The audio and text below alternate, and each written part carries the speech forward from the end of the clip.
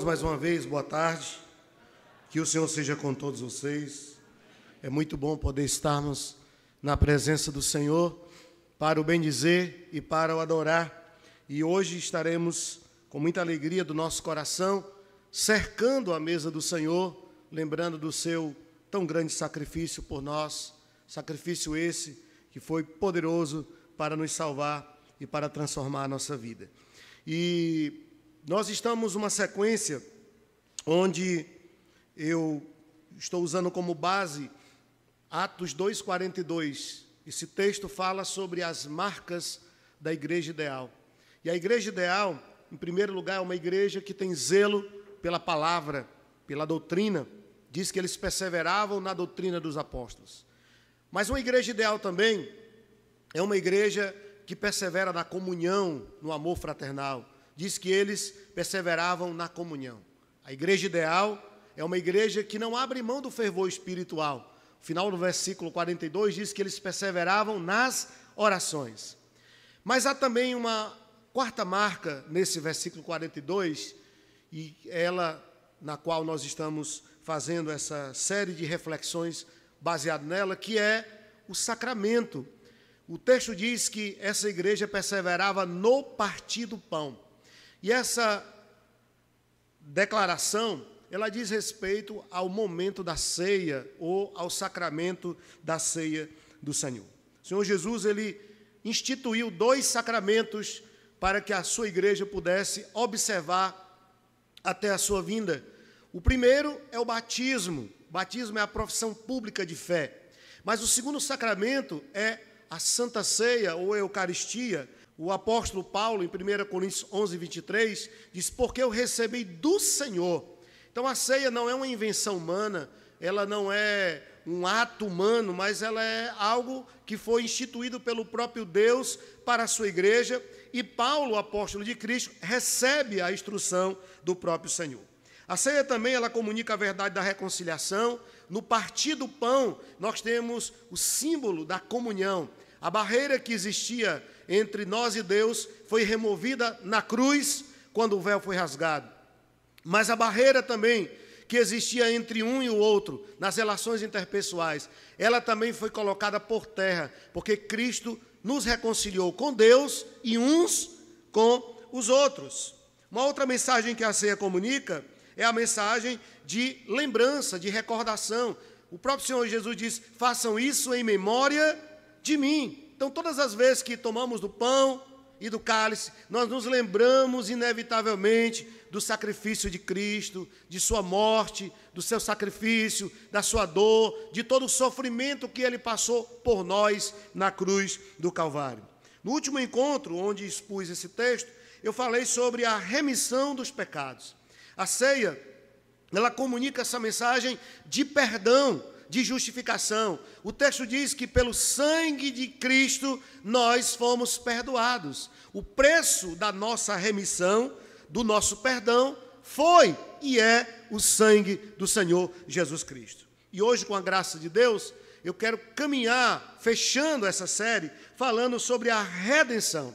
No verso 26 do capítulo 11 de 1 Coríntios, o apóstolo Paulo diz: porque todas as vezes que comerdes este pão e beberdes o cálice, anunciais a morte do Senhor até que ele venha.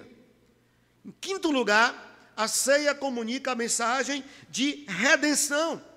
Todas as vezes que nos reunimos para cercar a mesa e para lembrar do sacrifício de Cristo, nós também somos lembrados de que Jesus prometeu que um dia voltará para nos buscar. A ceia, ela fala dessa verdade de que Cristo irá voltar. A volta de Cristo, seguramente, meus irmãos, é o evento mais importante para um cristão. E esse tema, acerca da volta de Cristo, é um dos temas mais falados nas Sagradas Escrituras. Há pelo menos 2.400 referências que falam sobre a segunda vinda de Cristo, que falam sobre a volta do Senhor Jesus Cristo. Esse, então, é um dos temas centrais da Bíblia Sagrada. Nós temos a criação como um dos temas principais, fomos criados para a glória de Deus, como sua imagem. Temos também a queda. A queda é um dos temas muito recorrentes na Bíblia, porque a queda diz respeito ao ingresso do pecado na raça humana, esse pecado que separou o homem da comunhão com Deus, que afastou o homem da comunhão com Deus. Mas glorificado seja o nosso Deus, porque há 2000 anos atrás, Ele enviou o seu Filho Jesus Cristo para na cruz resolver o problema do pecado, e através de Cristo nós temos a certeza da redenção, o perdão e a salvação das nossas vidas. E essa é uma obra de Deus por meio de Cristo. A glorificação é outro tema central das Sagradas Escrituras. E quando falamos sobre a volta do Senhor, nós certamente pensamos sobre a glorificação, porque quando Ele vier, diz Paulo em 1 Coríntios capítulo 15, o corruptível se revestirá da incorruptibilidade, o mortal se revestirá da imortalidade, e nós seremos transformados no abrir e fechar de olhos, e seremos como Ele é. Todo resquício de pecado que há em nós ainda, mesmo sendo nascidos de Deus, nascidos de novo, experimentado o novo nascimento, ainda repousa em nós a velha natureza, a natureza caída e pecaminosa, que nos inclina ao pecado. Mas quando Ele voltar, Ele removerá todos os resquícios de pecado em nossa natureza, e nós seremos totalmente santificados e o veremos como Ele é. Essa é a promessa acerca da vinda do Senhor Jesus. De sorte que a volta de Cristo é a maior esperança da igreja. Em 1 Coríntios 15, 19, Paulo diz: se a nossa esperança em Cristo se limita apenas a esta vida, somos os mais infelizes de todos os homens. A esperança do cristão transcende o tempo e o espaço, meus irmãos, porque a esperança do cristão, ela repousa na vida eterna com Cristo Jesus, o nosso Senhor. E a ceia eclesiástica, ela aponta para a ceia celestial.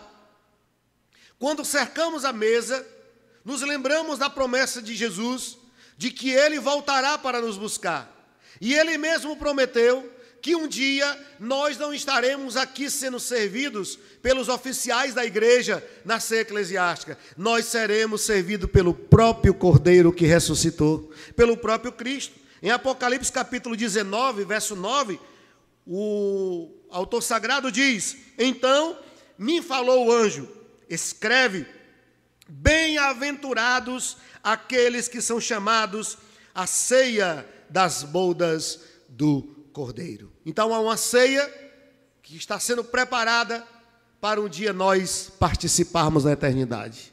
E enquanto esse dia não chegar, nós seremos relembrados através da ceia eclesiástica de que nós não somos daqui, de que a nossa pátria é celestial e um dia Ele virá nos buscar para estarmos eternamente com Ele na glória. Então a ceia, ela fala da volta de Cristo. Ela transmite e reverbera essa mensagem de que Jesus Cristo irá voltar. Isso posto, eu convido você a ir para o texto que lemos no início do culto da ordem litúrgica, que está em 2 Pedro, capítulo 3.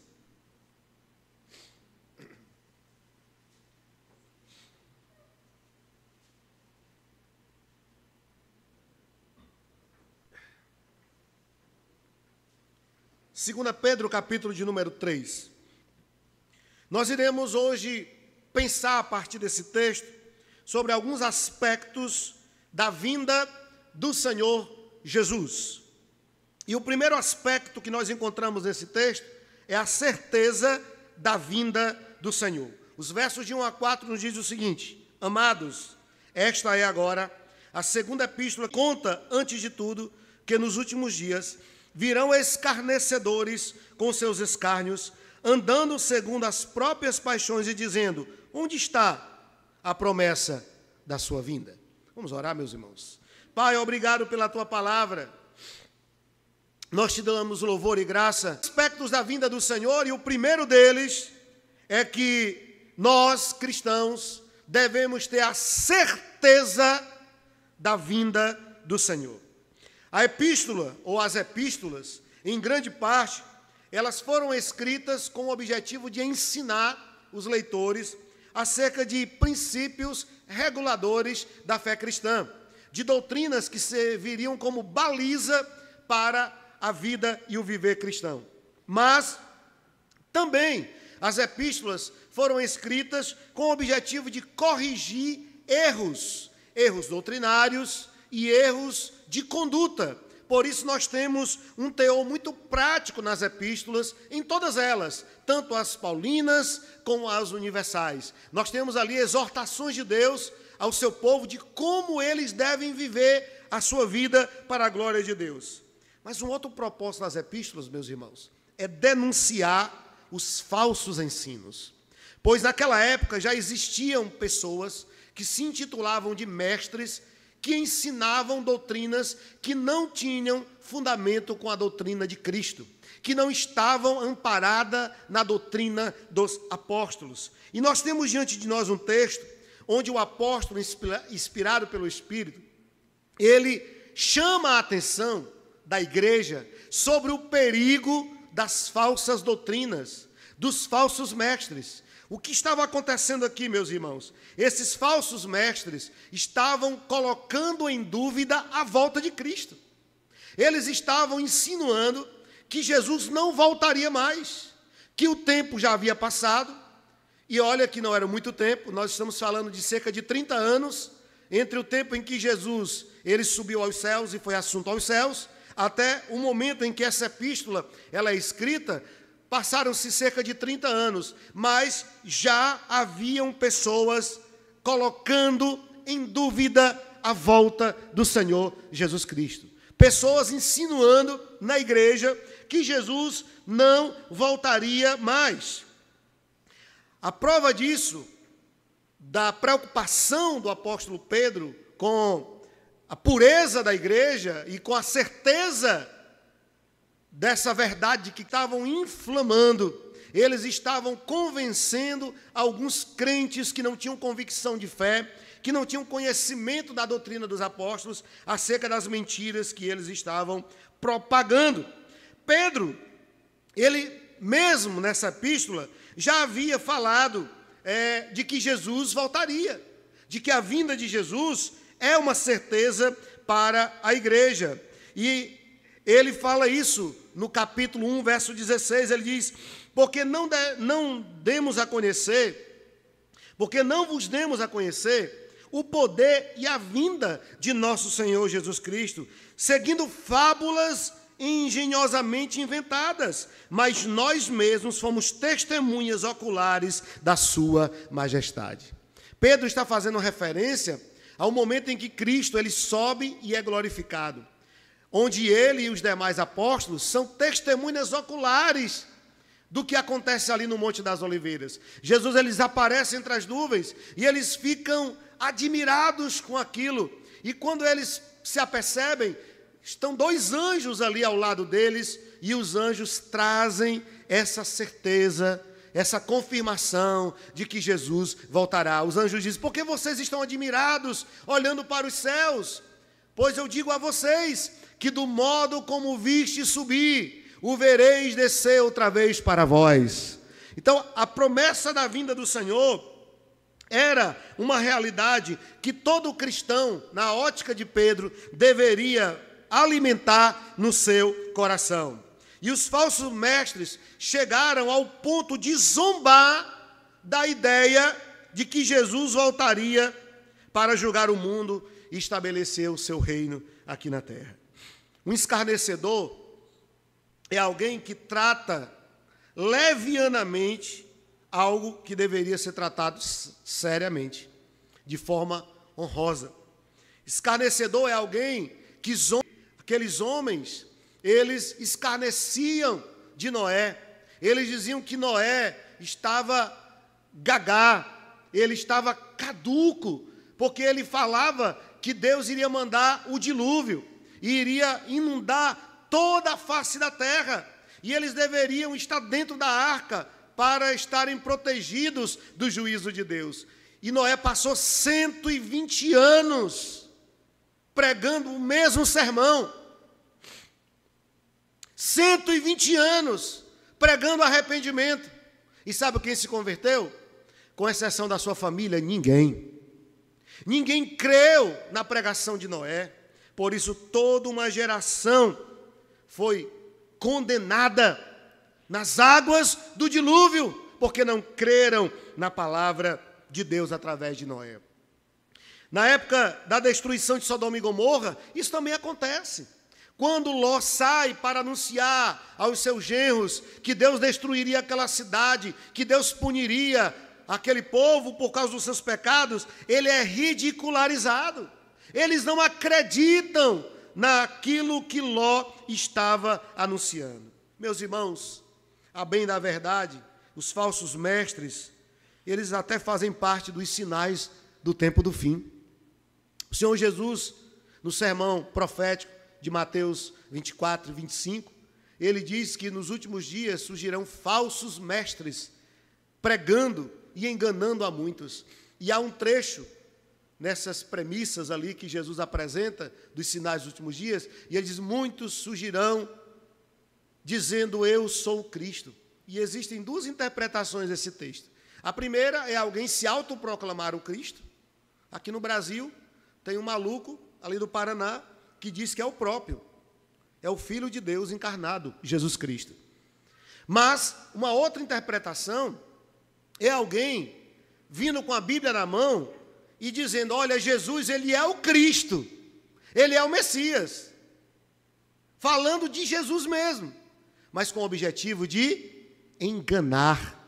Porque depois que ganha a confiança da pessoa, eles introduzem o falso evangelho. Eles introduzem a falsa doutrina. Nós precisamos estar atentos, meus irmãos, porque nunca na história da igreja as heresias se multiplicaram e foram tão anunciadas como em nosso tempo. Talvez por conta do acesso à informação, por conta da facilidade da propagação da mensagem, hoje você não precisa ir muito longe para ouvir uma heresia, um ensino errado. Nós precisamos, como cristãos genuínos, estarmos meditando na palavra, estudando as Escrituras, conhecendo, porque só através do conhecimento da palavra nós estaremos imunizados contra todo o vento de doutrina errada. Então eles estavam colocando em dúvida a volta do Senhor. Final aqui do versículo 4, eles dizem, onde está a promessa da sua vinda? Será que ele vai voltar mesmo? Quanto tempo faz que ele falou e até agora nada aconteceu? O Warren Wiersbe diz que a igreja, ela precisa ser despertada regularmente, a fim de que o inimigo não nos encontre adormecidos, nem se aproveite de nossa letargia espiritual. Essa mensagem acerca da vinda do Senhor é uma das mensagens que tem sido negligenciada nos púlpitos evangélicos. Porque falar da volta de Cristo não é algo que atrai multidões, não é algo que as pessoas desejem ouvir.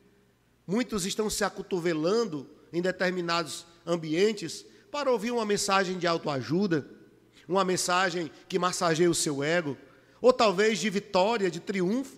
A mensagem da volta de Cristo, que denuncia o pecado, que fala de arrependimento, é uma mensagem que não dá ibope, é uma mensagem que não atrai a todos.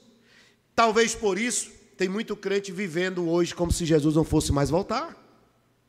Porque é uma das mensagens que tem sido negligenciadas hoje nos púlpitos evangélicos.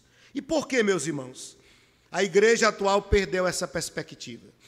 Por que esse tema não é tão falado na igreja hoje? Por que nós não pensamos sobre isso? Por que nós não oramos pela volta do Senhor, como a Bíblia recomenda? Por que nós não amamos a volta do Senhor e não almejamos que Jesus volte, como os crentes da antiguidade faziam? Talvez porque o tempo passou. Há 2000 anos atrás, Jesus prometeu que voltaria. E as pessoas vão vivendo suas vidas e se acomodando a elas. E aí eu não penso mais na volta de Cristo, porque a volta de Cristo, em certo sentido, vai atrapalhar os meus projetos pessoais, os meus planos humanos. E muitos preferem ficar aqui do que estar com Ele. Há também a conformação com o mundo, meus irmãos. Muitos crentes estão se conformando com o mundo, estão se adequando ao sistema, e esse sistema, ele é ímpio, ele é caído, ele é perverso, e esse sistema, ele faz com que de todas as maneiras você se esqueça de que você é um cidadão de dois mundos. É o hoje, mas ainda não é. Nós estamos aqui, mas não somos daqui. A nossa pátria é a celestial. O nosso reino é a Jerusalém celestial, estando com Ele em glória. Há essa escassez de mensagens sobre a volta de Cristo. Todos esses elementos fazem com que a igreja atual tenha, de certo modo, de certo sentido, perdido a perspectiva da volta do Senhor Jesus Cristo. Um segundo aspecto que esse texto nos chama a atenção diz respeito ao tempo da vinda do Senhor. Então, em primeiro lugar, Pedro começa reafirmando a verdade que Jesus voltará, de que a volta de Cristo é uma certeza, de que os falsos mestres estão colocando em dúvida, falando, dissuadindo as pessoas com suas mentiras de que Jesus não vai mais voltar, mas ele começa afirmando que a volta de Cristo é uma certeza. E ele avança falando sobre como será essa vinda. E agora, nos versos de 5 a 9, ele vai falar sobre o tempo da vinda. Acompanhe comigo, por favor. Porque deliberadamente esquecem que, de longo tempo, houve céus, bem como terra, a qual surgiu da água e através da água pela palavra de Deus, pela qual veio a ser o mundo daquele tempo afogado em água. Ele está fazendo menção aqui do dilúvio. Ele está dizendo, olha, na época de Noé foi da mesma forma. Ele pregou o dilúvio, mas as pessoas não acreditaram. Mas veio. Aconteceu.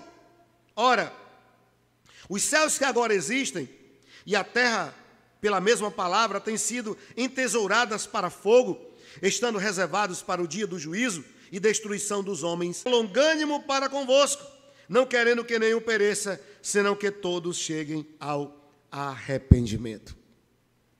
Pedro, ele faz essa digressão agora, fazendo a menção do Salmo 90, verso 4, quando o autor sagrado diz que o nosso Deus é atemporal, que um dia para Deus é como 1000 anos, e 1000 anos é como um dia de ontem que passou.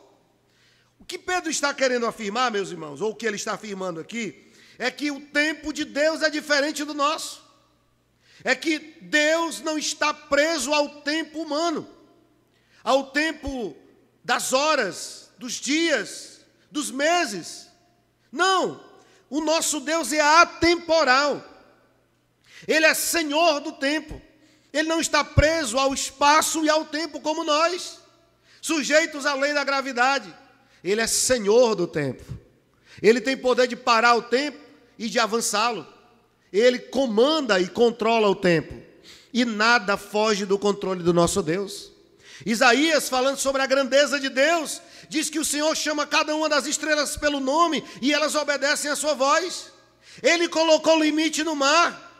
Esse é o nosso Deus. Ele é soberano e ele é tremendo. É o nosso Deus. Então, Pedro, ele está afirmando aqui, meus irmãos, que o tempo de Deus é diferente do tempo humano, que quando julgamos que Deus está demorando, na verdade é porque não chegou o Kairos, que é o tempo de Deus, não chegou ainda o tempo do Senhor para nós.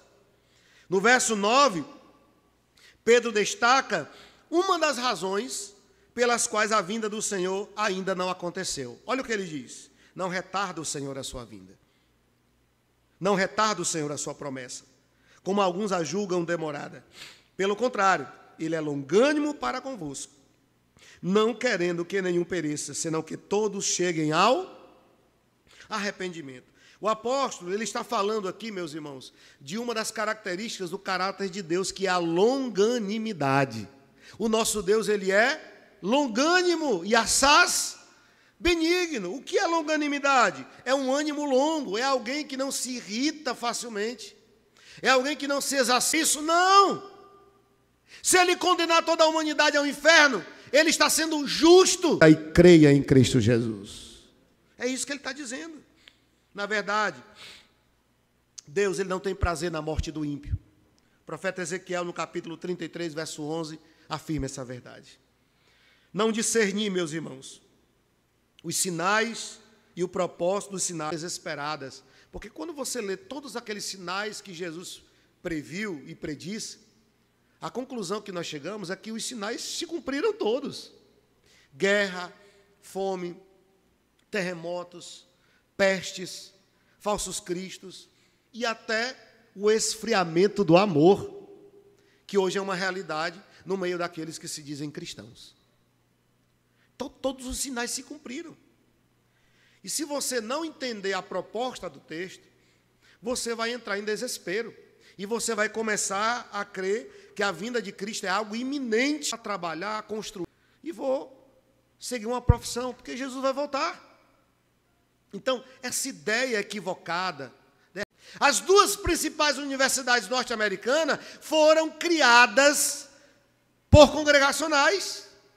Tanto Harvard como Princeton foram criadas por congregacionais para treinar os seus pastores para a obra missionária. E hoje, esses ambientes são totalmente hostis para um cristão verdadeiro.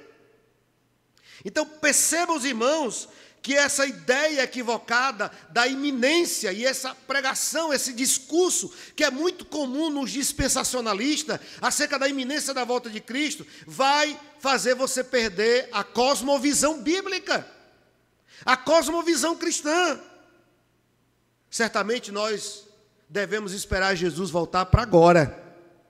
Devemos viver hoje como se Jesus fosse voltar amanhã. Mas enquanto esse dia não chegar, devemos viver cada minuto do nosso dia aqui, para a glória de Deus. Devemos trabalhar, devemos estudar, devemos empreender e devemos viver a máxima do que Paulo disse aos crentes de Corinto: quer comais, quer bebais, façais tudo para a glória de Deus. Houve uma igreja que caiu nesse marasmo, a igreja de Tessalônica. Eles ficaram preocupados. Primeiro, ficaram preocupados porque os mortos que morreram antes de Jesus voltar perderiam a volta de Cristo. E segundo, eles estavam preocupados que se Jesus voltasse naquele momento, eles deveriam estar preparados. Então há relatos de estudiosos de que aqueles crentes de Tessalônica venderam seus bens, pediram demissão dos seus empregos e ficaram lá esperando Jesus voltar, porque eles achavam que Jesus voltaria para aquele tempo e para aquele momento. E Jesus não voltou para aquele tempo, para aquele momento. Para esses crentes, o apóstolo Paulo escreve uma carta orientando-os. E ele diz: olha, acerca do tempo da volta do Senhor, não compete a vocês estarem preocupados. Vocês não precisam se preocupar quando Jesus voltará, porque se vocês andam na luz e são filhos da luz, então vocês não devem se preocupar. Quem deve se preocupar é o mundo que está em trevas. Para o mundo ele virá como ladrão da noite, mas vocês não são da noite, vocês são do dia. Então não se preocupem quando Jesus voltará. Vivam a sua vida para a glória dele. Trabalhem, estudem, casem, construam, edifiquem, empreendam, mas tudo isso deve ser para a glória de Deus. Sempre com os pés no chão, mas os olhos na glória, mas os olhos nos céus, aguardando a vinda do Senhor. Mas um outro extremo é o ceticismo. Pessoas que dizem: não, Jesus não vai voltar. Se ele voltar, ele não vai voltar agora. E tem alguns até que pedem: não volta agora. Eu quero casar. Eu quero me formar. Eu quero viajar. Eu quero realizar. Então alguns encaram a volta de Cristo com muito ceticismo. A verdade, meus irmãos, é que ninguém sabe quando Jesus irá voltar. Ninguém. Ao longo da história da igreja, alguns tentaram datar a volta de Cristo. Chegaram a marcar o dia e a hora em que Jesus iria voltar. E Jesus não voltou. Jesus furou com eles. Ele não voltou.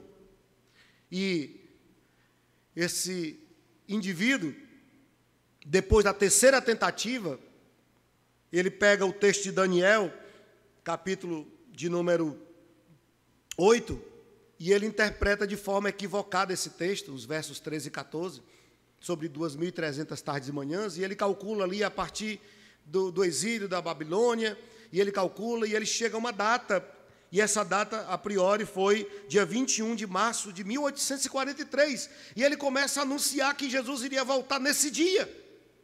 Jesus não voltou, ele então recalcula, segundo ele fez um cálculo errado, e ele vai para o ano seguinte, 1844, Jesus também não voltou, e ele recalcula novamente, diz, olha, eu errei o cálculo aqui, e por último ele marca para o dia 22 de outubro de 1844. Mas, para a surpresa de todos, Jesus não voltou. E olha que já tinha uma pequena multidão com aquele homem em cima de um monte esperando Jesus voltar. Jesus não voltou. Mas até hoje, essa seita existe. Ele volta para o seio da Igreja Batista, onde ele era membro anteriormente, reconhece o seu erro, pede perdão, e segundo a história, ele morre como membro daquela igreja, vivendo de forma piedosa, mas aquilo que ele ensinou foi mais forte e poderoso do que ele, porque até hoje existem pessoas tentando explicar essa interpretação equivocada dessa pessoa. Nós não temos como saber quando Jesus irá voltar. Atos capítulo 1, verso 7, Jesus diz para os discípulos, não vos compete conhecer tempos ou épocas que o Pai reservou pela sua exclusiva autoridade. É uma resposta de Jesus aos discípulos, perguntando, quando o Senhor irá restaurar o reino a Israel? E Jesus responde, não compete a vocês saber o tempo e a hora, porque isso está no controle soberano de Deus, e não nosso. No capítulo 24, verso 36 do Evangelho segundo Mateus, o Senhor diz que a respeito daquele dia e hora, ninguém sabe, nem os anjos do céu, nem o Filho, somente o Pai. Meus irmãos, devemos aquietar o nosso coração. Não devemos estar tentando adivinhar quando Jesus irá voltar, porque, de acordo com as Escrituras, não sabemos quando isso irá acontecer. Mas temos uma certeza, sabemos que Ele irá voltar. Não sabemos quando, mas sabemos que Ele irá voltar. E uma outra certeza que você tem que ter, é que você deve viver sua vida, cada dia dela, preparando-se para a volta do Senhor. Você deve estar preparado para a volta do Senhor. E não se preparar quando Ele voltar. Mas o versículo 10, ele vai falar da forma da vinda do Senhor. Acompanha comigo o texto. Ele diz, virá, entretanto, como ladrão o dia do Senhor, no qual os céus passarão com estrepitoso estrondo e os elementos se desfarão abrasados. Também a terra e as obras que nela existem serão atingidas. Não podemos ser imprudentes como as 5 virgens nécias, que foi o texto de hoje pela manhã no culto matinal. Nós expomos a parábola das 10 virgens. Nós não podemos ser imprudentes como as 5 nécias que não estavam preparadas para a volta do Senhor. Nós devemos estar prontos para a volta de Cristo, meus irmãos. E a volta de Cristo, ela tem algumas características. Em primeiro lugar, ela será repentina. O ladrão costuma ser rápido e ágil, de modo que às vezes assalta você sem você perceber. Leva um bem seu e você nem se percebe. Assim será a volta do Senhor. Quando ele diz aqui, o apóstolo Pedro diz que a volta do Senhor será como ladrão, está dizendo que será de forma repentina, rápida. Mateus capítulo 24, verso 27, diz que será como um relâmpago, que sai do Oriente e se mostra no Ocidente. 1 Coríntios 15:52, Paulo diz que será num abrir e fechar de olhos. Mesmo que o seu olho seja um pouco mais agigantado, mas uma piscada em média dura 7 milionésimos de segundo. Esse é o tempo da volta do Senhor. Será muito rápido. Não tem como se preparar. Não tem como estar preparando-se no momento. Ou você está ou não está. E se você está preparado, você subirá com Ele em glória. Se não, você amargará a condenação eterna. Segundo, a vinda do Senhor é inesperada. Não será um dia óbvio. Não é possível marcar datas. Precisamos estar alertas e preparados a todo instante. O ladrão não liga para você e diz: tal dia eu irei na sua casa levar os seus bens. Não existe isso. Não existe. Ele vem de forma inesperada. Por isso que é durante a noite, quando as pessoas estão tranquilas, repousando, ele aproveita esse momento e ele vem. Precisamos, meus irmãos, vigiar e guardar e aguardar a volta do Senhor.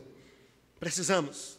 1 Tessalonicenses 5:3, Paulo diz: quando andarem dizendo paz e segurança, cuidado, porque sobrevirá a repentina destruição.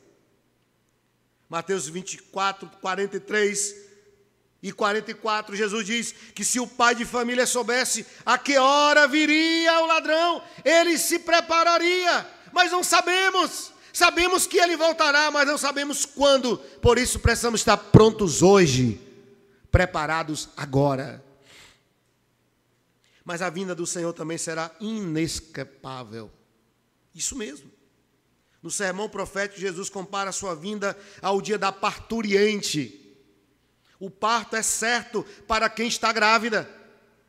Você não pode escapar dele. Hoje em dia, existe uma forma de você ter uma criança, dar à luz a uma criança, sem sentir dor, mas nessa época não existia. As dores e o parto é natural para quem está grávida. E assim como a parturiente aguarda o dia do nascimento da criança, do parto, Jesus também voltará.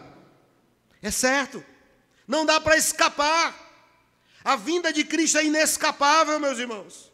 Amós afirma que será um dia de juízo para os ímpios, como a dor de parto. Pedro, ele é contundente aqui em afirmar que ruirá tudo aquilo que o homem tiver construído.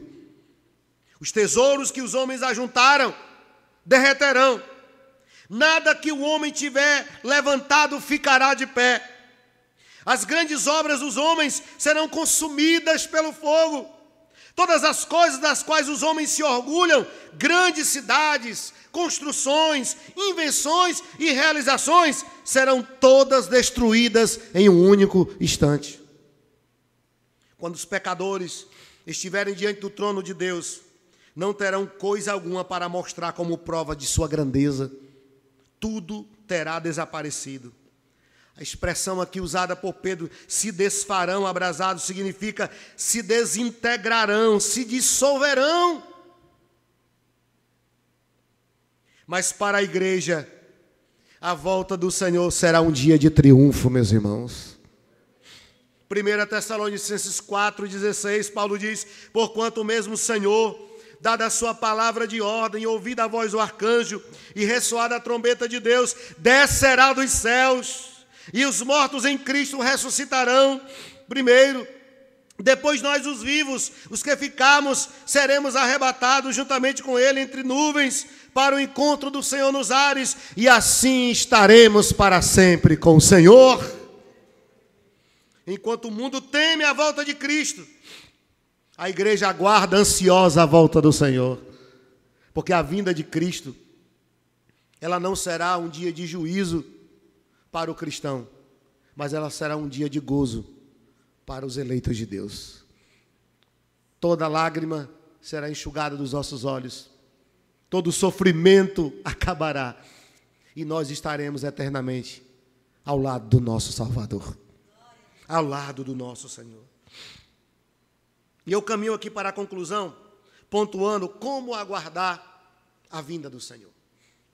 Depois que Pedro, ele confronta os falsos mestres, que colocavam em dúvida a volta do Senhor.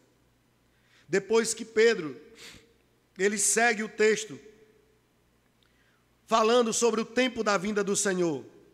Ele avança, falando sobre como será essa vinda.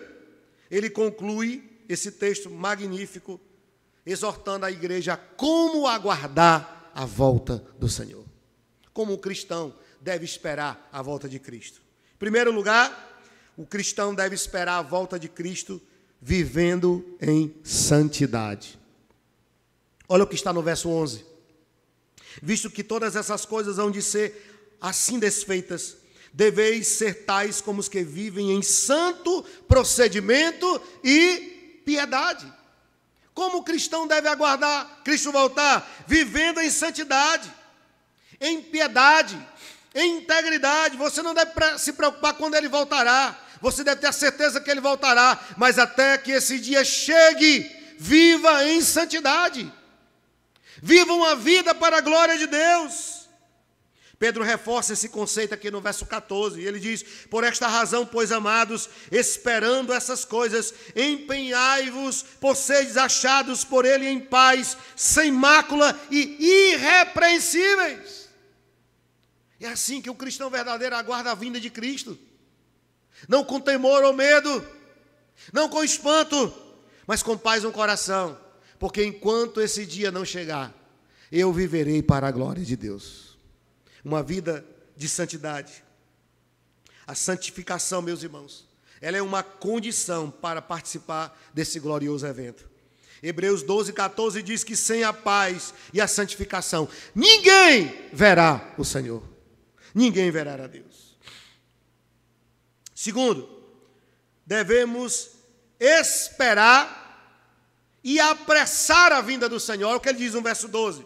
Esperando e apressando a vinda do dia de Deus, por causa do qual os céus incendiados serão desfeitos e os elementos abrasados se derreterão. Precisamos aguardar a segunda vinda de Cristo com a expectativa exultante, meus irmãos. A igreja de Deus, ela não dorme como os filhos das trevas, ela não vive de forma desordenada como os ímpios. A igreja de Deus é filha da luz, tem azeite em suas lâmpadas, ama a vinda do Senhor e clama constantemente: Maranata, ora vem, Senhor Jesus.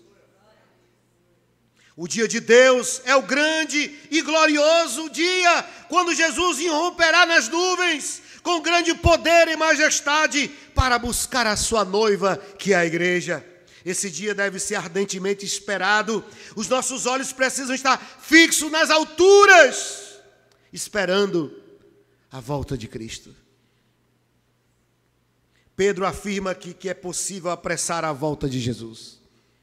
E como podemos apressá-la?